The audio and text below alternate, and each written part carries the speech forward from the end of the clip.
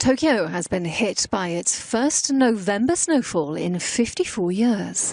When the last November flakes fell in the Japanese capital, John F. Kennedy was US president and Bob Dylan had just released his debut album. Climate change or natural weather? America's incoming president is a famous skeptic. Here he is in a series of clips questioning climate change. Do you ever call climate change a hoax?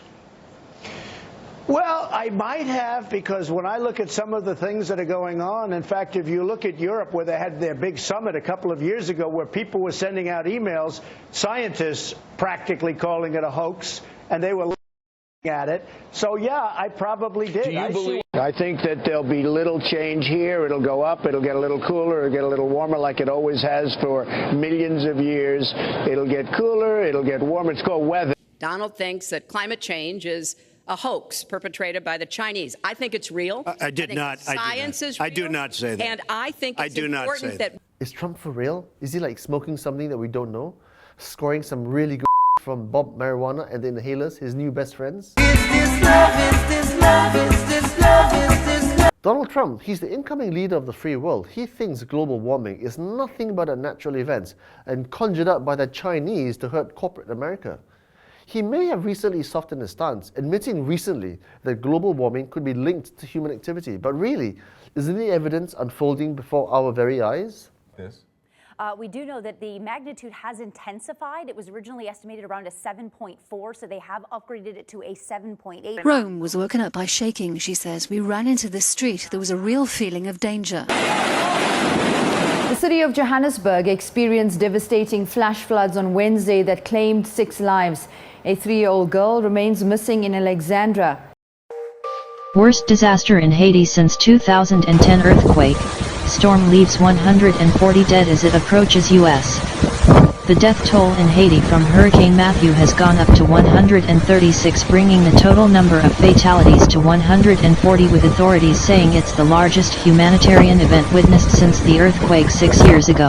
Which, by the way, just happened in the last few months. And we're not spared here in Malaysia either.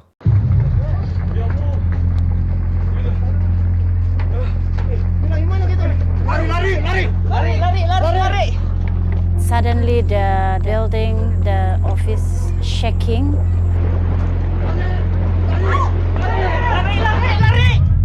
In 1 or 2 minutes, the mountain, we cannot see the mountain. The things I remember that time is just, oh God, today I will die.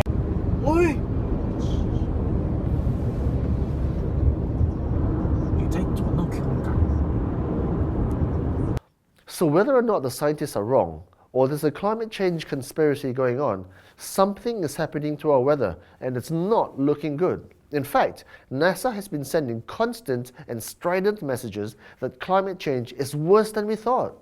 In the last 30 years, we've really moved into exceptional territory. It's unprecedented in 1,000 years. There's no period that has the trend seen in the 20th century in terms of the inclination of temperatures. So what the scientists are trying to say here is, look, the Earth is actually warming a lot quicker than we had expected. And we need to do something drastic right now, or else we're going to suffer some serious ramifications. But NASA itself is now under threat, since Trump wants to eliminate all climate change research conducted by NASA as part of a crackdown on politicized science. But isn't the evidence for climate change, rapid climate change, compelling enough? I mean, look at that, right? Sea levels are rising, and so are global temperatures. And meanwhile, the oceans are warming and ice sheets are shrinking. And that's not all. Arctic sea ice is also thinning, glaciers are retreating, while extreme events like record high and record low temperatures are happening with much more frequency. And also, ocean acidification and decreased snow cover. So with all this evidence out there, why is there an apparent conflict between climate change disbelievers and scientists? As Nat Geo argues, we live in an age where scientists facing organized and furious opposition, doubters have their own information and interpretations, rightly or wrongly. And with so much information out there, science and its subversion has become part of pop culture. Like how Animal Planet's hoax documentary on mermaids was its biggest audience in its history, and Discovery Channel's documentary about a giant shark was a completely fake documentary.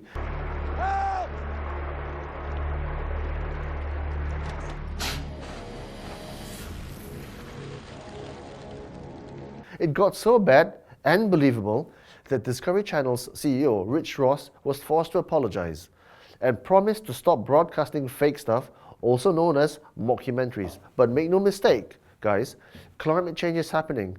Here's Dr. Gary Tezera from the Ministry of Natural Resources and Environment in Malaysia with a point of view from the scientific community. There's been just a growing unanimity, a growing agreement among scientists the world over that not only is climate changing, but climate change is accelerating because of human activities and our, as it were, addiction to fossil fuels. All this makes me think, if sea levels are rising and the world is dying, then why the hell are people buying seafront properties, or indeed putting off plans to go travelling? In fact, the renowned British scientist James Lovelock, he famously said, I think nearly 8 years ago, that global warming has passed the tipping point and catastrophe is unstoppable. The Earth's been looking after itself for quite a while in the what's called the interglacial, the kind of warm period we're in at the moment. But in the last few years it started warming up. And this is a sign that it's moving away from the current state it's in to it exists in stable states, either cold, middling or very hot. And it looks as if it's going to the very hot period. And it's been there many times before. Mm-hmm. And so how long does it take to get to the place where we can no longer, like, are you saying that, you're not saying the entire human race will be wiped out, but you're saying Heavens, that... No. But a significant number, you're not talking about a party here.